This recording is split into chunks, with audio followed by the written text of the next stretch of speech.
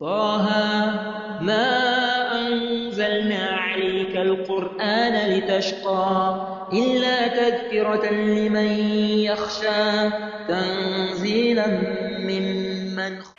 Alors, si on a compris ça, donc c'est d'abord de détailler ça pour que les gens comprennent. Parce que j'ai remarqué que les gens aujourd'hui comprennent mal c'est quoi le mot salaf, c'est quoi les... Et ils parlent, ils forment le torn sur les salafs. Ça c'est le djihad. Comment tu peux faire le torn sur les salafs? Tu fais le torn sur les compagnons, les tabi'in, ceux qui sont... Subhanallah. Ça c'est dangereux ça. Pourquoi? Qila tes femmes. Parce que quoi les gens n'ont pas compris. C'est quoi le mot salaf? Qu'est-ce que ça veut dire? C'est quoi la salafia? Les gens ne comprennent rien. Pour les gens c'est quelque chose de sectaire, c'est quelque chose de l'extrémisme et tout. Non.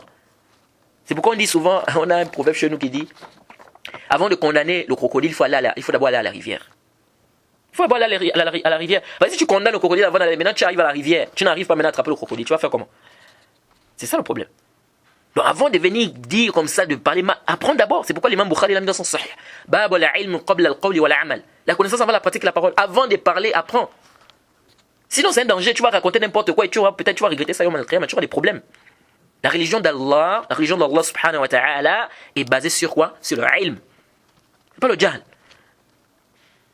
Alors nous revenons sur le point essentiel de notre audio, qui est la mise en garde. La mise en garde. Pourquoi les mises en garde? Tout d'abord, il faut savoir que la mise en garde fait partie de la religion. La réfutation à celui qui contredit le Coran et la sunna authentique est une obligation. Et on va ramener même la parole du Cheikh al-Islam Ibn Taymiyyah dans le Majmou' lorsqu'il a parlé de ça, que c'est une obligation. Car à travers la religion, et à travers elle, la religion est préservée. C'est-à-dire à travers les mises en garde. Et la sunna aussi est préservée. C'est-à-dire à travers les réfutations, à travers les mises en garde, la religion est préservée. Et nous allons apporter des preuves claires du Coran et de la sunna authentique qui prouvent qu'on doit faire des mises en garde. Et que s'il n'y a pas de mise en garde, le faux va se mélanger au vrai. Les ignorants seront trompés. Eh bien, ils se feront tromper. Le problème aujourd'hui, c'est quoi? Le problème aujourd'hui, c'est que les gens voient la mise en garde comme étant un moyen d'humiliation. C'est de la jalousie, c'est satanique, ça divise les musulmans. Nous disons à ceux qui pensent cela, qu'ils n'ont pas compris le but de la mise en garde et qu'ils n'ont pas compris son importance. Et ils n'ont pas mesuré les dégâts que cela peut engendrer. Si on se tait devant le faux et qu'on refuse de mettre en garde. Même Aqlan, vraiment ici, Arju an tantabihu. Je demande votre attention ici, parce que je vais expliquer ici, là, c'est très important. C'est-à-dire même avec la raison, Aqlan, déjà même sans même d'abord regarder les textes, c'est-à-dire sans même d'abord vous dire non, le Coran, la Sunna comme ça, même déjà avec ta propre raison, refuser de faire des mises en garde ou se taire devant le faux, mais c'est comme une sorte de méchanceté envers les frères musulmans, c'est-à-dire envers ses frères musulmans. C'est comme une sorte de trahison envers les musulmans. Donc ici, toi tu vois comment quelqu'un est en train d'égarer tes frères et sœurs musulmans.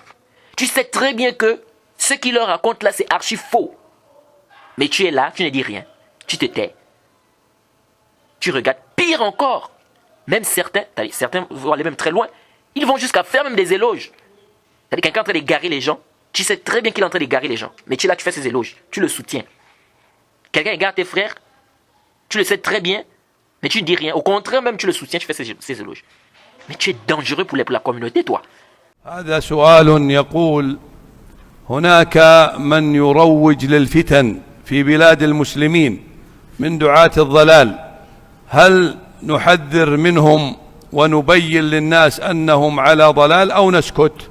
لا يجوز لكم السكوت.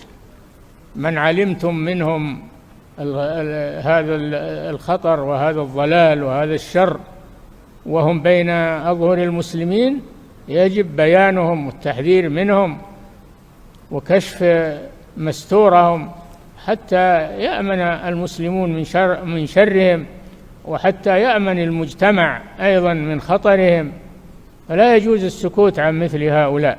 نعم. Oui, tu es dangereux. Tu vois comment on est en train d'égarer les gens. Tu as connaissance de cause que ce gars-là, il est égaré, il égare les gens. Tes frères musulmans, c'est pas seulement ton ami ici. Le musulman est le frère du musulman. Ton frère musulman, tu ne veux pas du bien de tes frères musulmans. Tu es là, tu regardes comment on est en train d'égarer les gens. Tu ris même. Non, il ne faut pas venir faire ça. Ça peut amener les divisions. Subhanallah. C'est pourquoi vous allez trouver que les savants vont classer quelqu'un qui soutient ou quelqu'un qui fait des éloges aux gens de l'innovation. On le classe parmi eux. reste parmi les innovateurs. Même s'il n'a pas fait l'innovation. Car celui qui est d'accord, qui est satisfait de quelque chose, il est comme celui qui a fait cela. Même s'il n'a pas fait la chose. Et il y a plusieurs textes qui prouvent ça. Plusieurs textes qui prouvent ça. Alors, si on a bien compris tout ça, qui est finalement le méchant dans la mise en garde? Si on a compris tout ça là, que je viens d'expliquer là. Parce qu'il ne faut pas voir les gens voient la mise en garde comme quelque chose de diabolique. Non! La mise en garde, c'est une adoration. Et quand la personne le fait de manière sincère, en recherchant le visage d'Allah, il veut du bien de ses frères.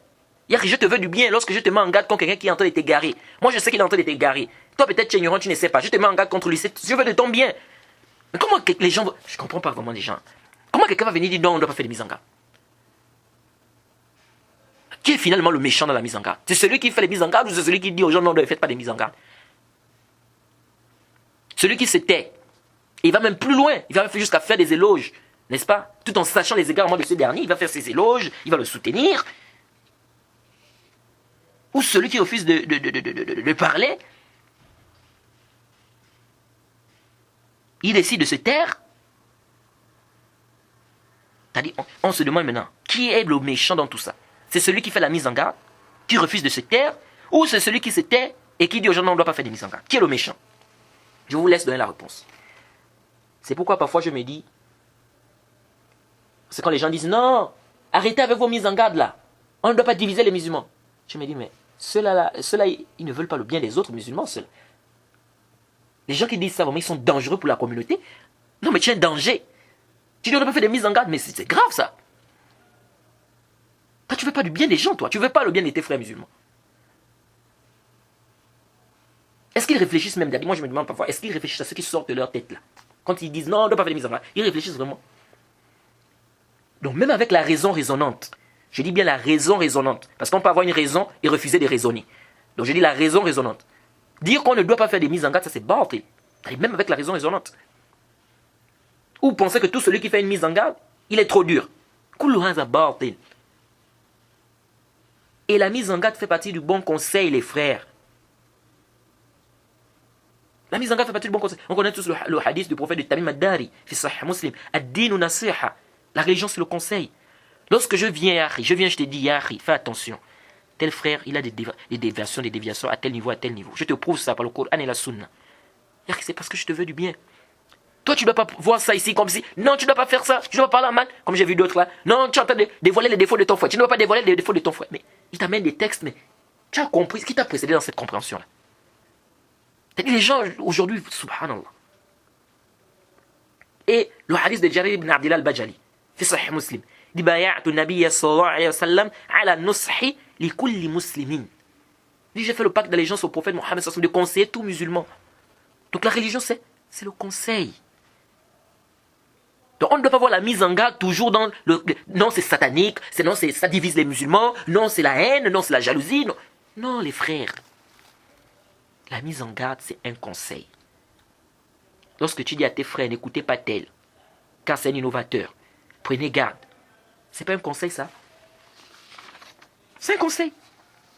Et vous devez savoir que la mise en garde, c'est la voie de tous les prophètes. C'est-à-dire que tous les prophètes ont mis en garde contre tout ce qui peut porter atteinte aux gens.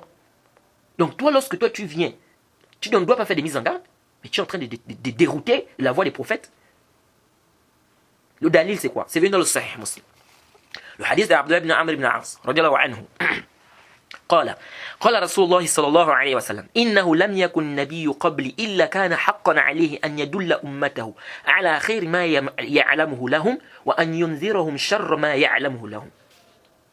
Le hadith c'est clair. Le prophète dit il n'y a aucun prophète avant moi sans que ce ne soit un droit ou une obligation sur lui de montrer à sa communauté le bien qu'il connaît pour eux et de les mettre en garde. Et tout cela c'est pour notre bien. On doit mettre en garde contre tout ce qui peut porter atteinte aux musulmans, dans la mesure du possible. On doit mettre en garde contre le shirk, et contre ses partisans, contre les innovations, et contre ses partisans, et tout ce qui est interdit. La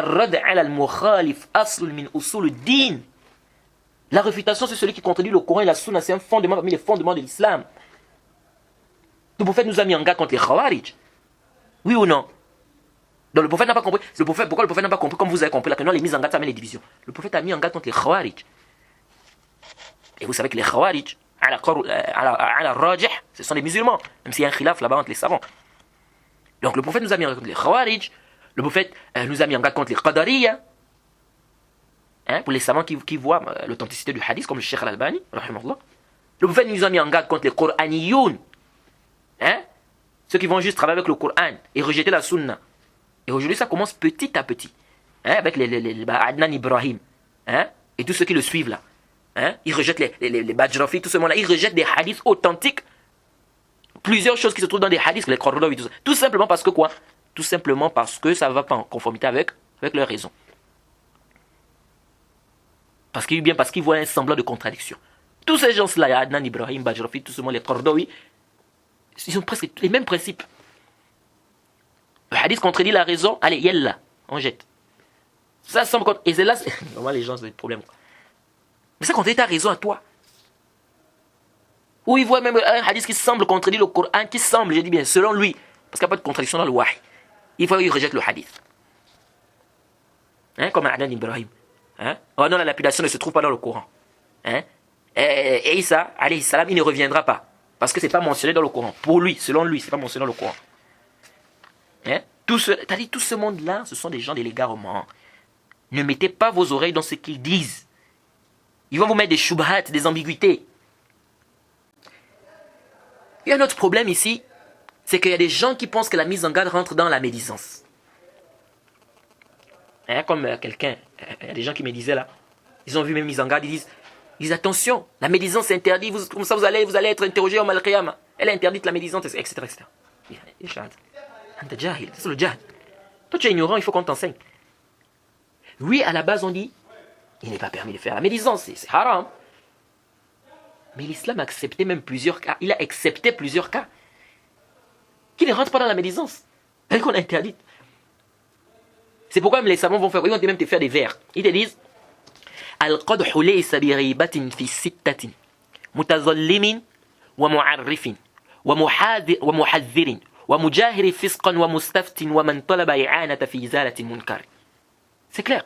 Al-qadhu laysa bi ghibatin fi sittatin mutazallimin wa mu'arrifin wa muhadhirin wa mujahiri fisqan wa mustaftin wa man talaba i'anata fi izalati munkar.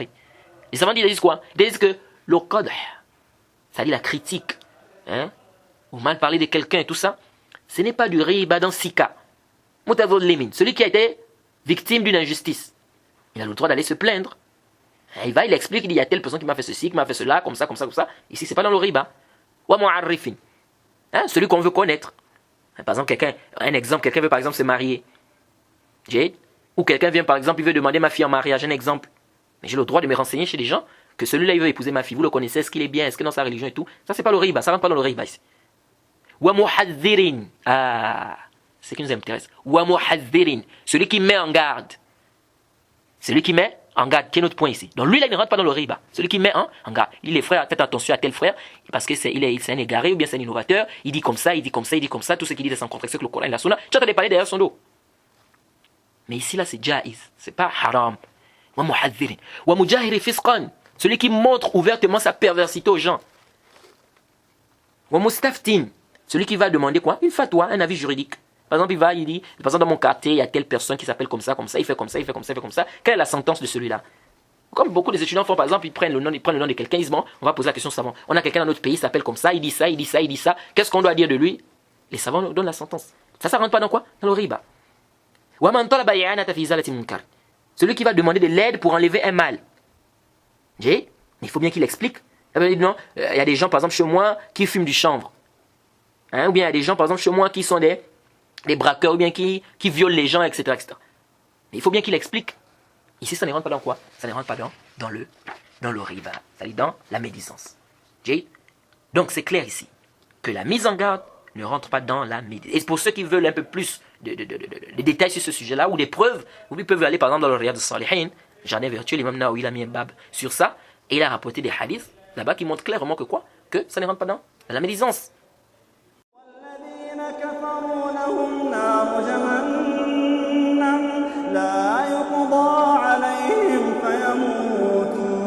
ولا يخفف عنهم